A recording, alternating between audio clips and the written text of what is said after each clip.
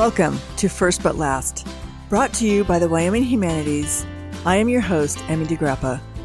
Wyoming is called the Equality State because we were the first to give women the right to vote. 150 years later, we wonder what Wyoming women think about the progress toward equality now. Let's find out, and thank you for listening.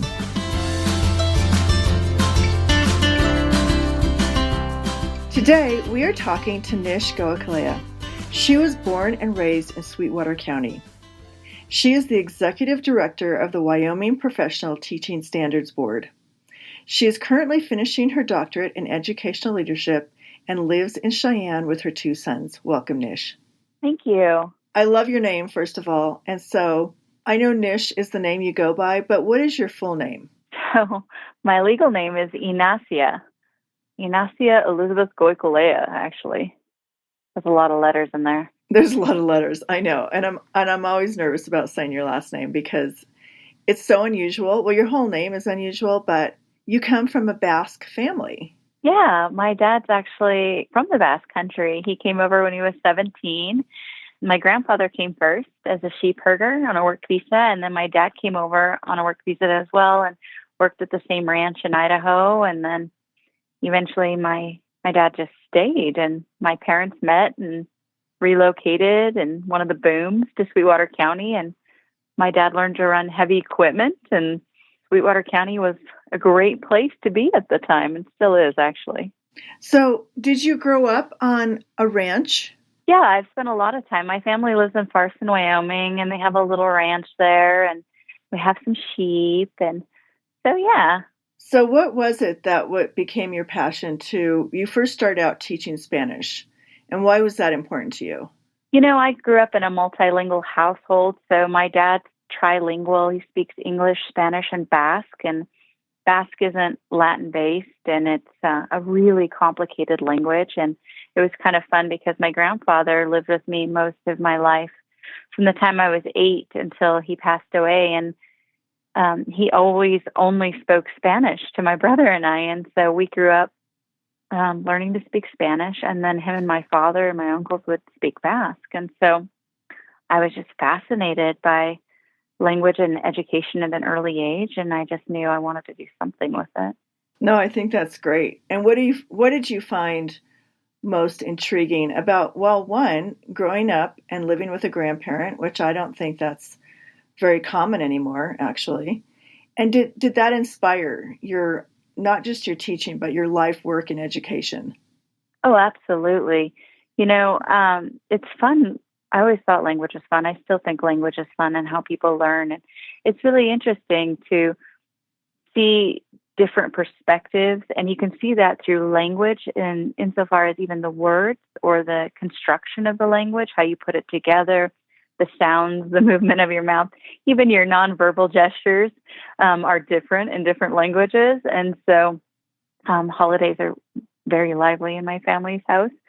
And all of that has just always been an interest. You know, like I remember when I got to high school and I could speak Spanish, I had a heavy lisp for the, Spaniard accent and the Castilian side. And I didn't know why, because I was illiterate.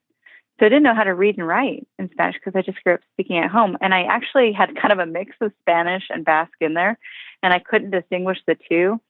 So when I went to college, I initially started as a secondary ed teacher. That's what the program I started in.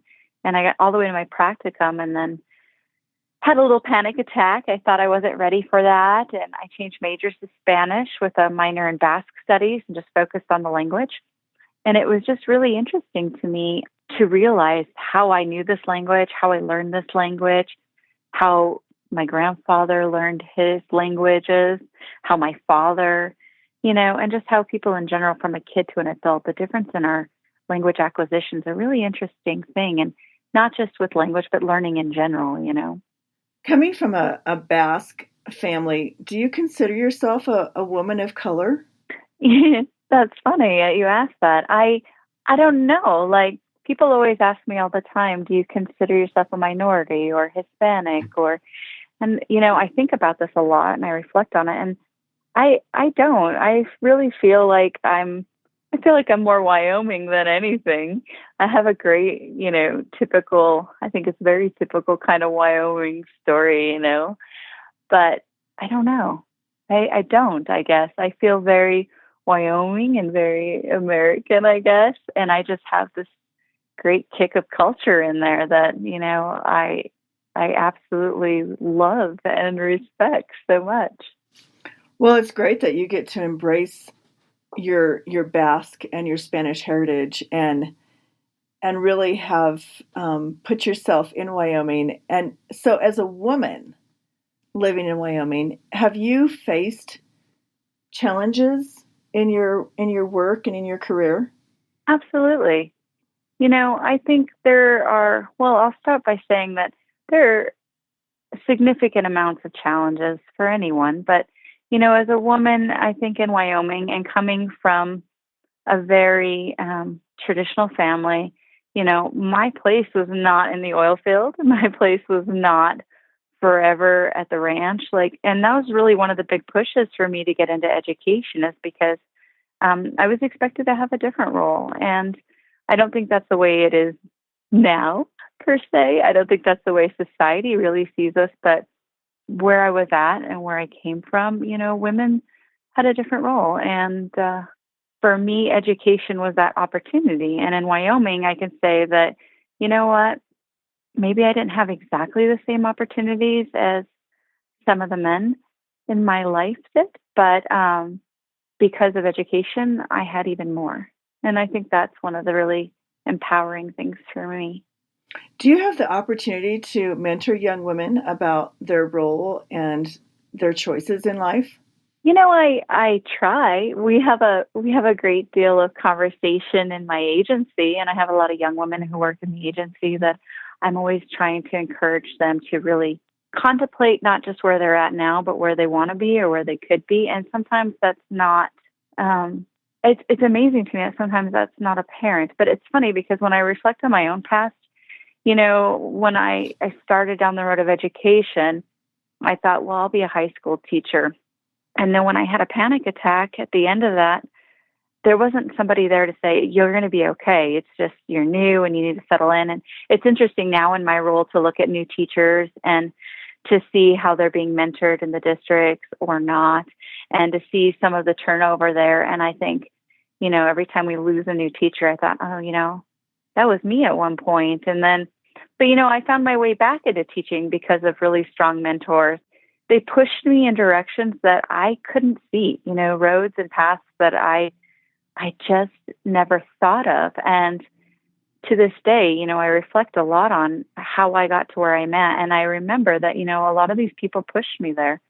Most of it was very positive and some of it wasn't. And you have to think about those anti-mentors to, put those challenges and those obstacles in your life that, force you to overcome them and sometimes take a different road, and it works out beautifully. And you have to be thankful for those as well. So I guess going back to your question, when I worked at the college and as a teacher, I got to spend a lot of time mentoring young people and trying to encourage them to really live an authentic life and live one that they were going to appreciate and reflect on, and that celebrated their talents to the fullest. And now my job is a little different, so I don't get exposure to that many young people. But the people I do come across, I do try to encourage to do more and be more. So, were you the first person to graduate from college in your family? Yes, I am. Okay, and what But I have to say, I was first with my bachelor's degree. But then my mom went back to school and she got her associate's right after that. So I'm the first, but I'm not the only now. So pretty exciting. Did you inspire your mom to go back to school? My mom is really a go-getter. My mom has always been the person, I would say, behind me, pushing me to do more and be more. And so I think she always had that aspiration, and she started it, but then she got married and had kids and quit. And then when my mom married my dad, she went back to college to learn Spanish so that she could interact with his family and go to Spain with him. And that was a big deal. So she'd already started down that path. And then she's really techie.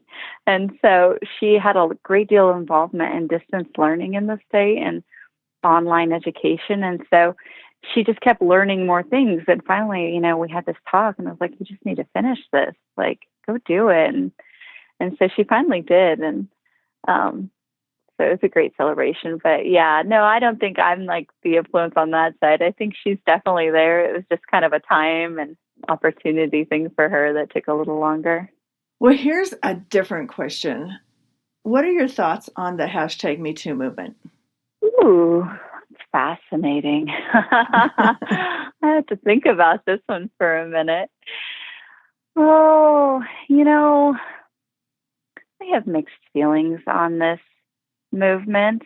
I want women to feel empowered and able to be heard and speak freely and treated equally and all of those things. I think it's tragic that this day and age that we still have to fight for equal rights in a lot of areas and equal pay. And that's just crazy to me. It's mind blowing.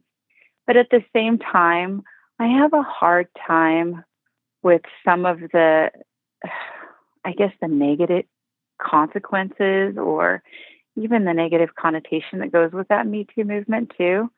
Like, I don't know. It's a mixed bag for me on that one. I want women to do more and be more, but I don't want it to be at such a negative cost that it loses impact. Right. Yeah. I do think people have very mixed feelings about it. Some women are very strong on it, and it depends on what their life experiences have been in that area, really. Mm-hmm. But maybe Absolutely. not. Maybe women just feel that we have made a lot of progress, and it hasn't been that long ago, which is what I think is amazing. And I really think that depending on the time, the generation that you grew up in, you have a different perspective on the whole hashtag Me Too movement. Yeah, I think that's probably accurate, and I don't know, I think there's a lot of components in that Me Too movement that could be broken down. And, people could say, like, yeah, I totally agree with this or I disagree. But as a whole, I think it's really easy to see, there's a lot in there. And you can see exactly why. Mm-hmm. It's totally understandable. And, Yeah. Yeah. It's tough. It's different for everybody. Some people are just like, have zero tolerance now with anything that's related to sexual harassment, for example. That's a really interesting one. I don't think sexual harassment should be tolerated at all. I don't think it's acceptable. But, there was a time 20, 30 years ago when it was very much part of our culture. You could see it in the movies. You can, I think of like the cry from, what was the movie, 9 to 5 by Dolly Parton, and they were really like poking at it and saying, this is happening in our workplace and we don't deserve it, So you can see how long it's been going on. It's amazing. And I think we've come, oh my goodness, leaps and bounds, but the fact that it's still out there and women are still suffering and having to, call out these behaviors is totally unacceptable, especially as a mother of 2 little boys. Like, no way. Like my children definitely have a different perspective on all of that. Not to say that most don't, but yeah. So my last question, because I know you have such a passion for teaching and learning and the education system, what keeps you up at night? What do you think about, and what's your vision for the education in Wyoming? Oh, it's fascinating coming from education, having taught for more than 14 years from elementary to college to coming into this position now to oversee, education licensure and discipline and professional development. It's a really interesting perspective that I needed to be able to reflect on education. even finishing my doctorate, having gone through so many years of college and education, it's interesting to sit back and say, how do I feel about it now? And, my heart hurts for education right now. Education's in crisis right now, honestly, in the nation, and Wyoming's really starting to feel it now. The teacher shortage is here, and it's real. And how we look at education, how we fund education, from both the state side, the public side, taxpayer side, the student side, is really intense. And the things I worry about is that there's no one size fits all solution. There's no way to completely overhaul or save it in the way that it used to be. And that's not necessarily a bad thing, but I think there's going to be a lot of heartache to where we need to be, if that makes sense. In my mind, in the next 10, 20 years, I think we'll see dramatic shifts in education. I think competency-based education, demonstrating that you can do whatever you've been taught, is going to be a huge focus, not just the sit and get, not that you spent these years or these times or went to these lectures or these courses or conferences. Like, you're going to have to show that you have these skills and do it. Right now in the state, we're talking a lot about career technical education. And I have some frustration with this because people are saying that this is different than education. And in my mind, all education should be career technical education. Like, I went to college for my career, for some technical education, so I can do what I do and know what I need to know. And I think all education should be geared in that light. And it hasn't always been. And it's not still completely. And how we're going to fix it is going to be really interesting. The thing about problems is that it always opens the arena for opportunity. And I think right now we're seeing way more of that than we've ever seen. I think we're going to see a lot more opportunity, creativity, and a lot of transition from old ways of thinking to, newer ways. And that part gets me really excited. It's just all the bumps along the way. Those are the ones that keep me up at night. Right. Well, it's been so great talking to you, Nish. Thank you so much. Thanks, Emmy. It's always lovely to talk to you. Thank you for listening to First But Last, brought to you by the Wyoming Humanities. Please join us again next week as we continue our conversations with women from around the state. You can also find us at thinkwy.org, where we continue the conversation on our blog about the history, journey, and the challenges of Wyoming's intrepid women living in the equality state. And if you enjoyed this episode, please subscribe to the show and leave us a review on iTunes. Thank you for listening.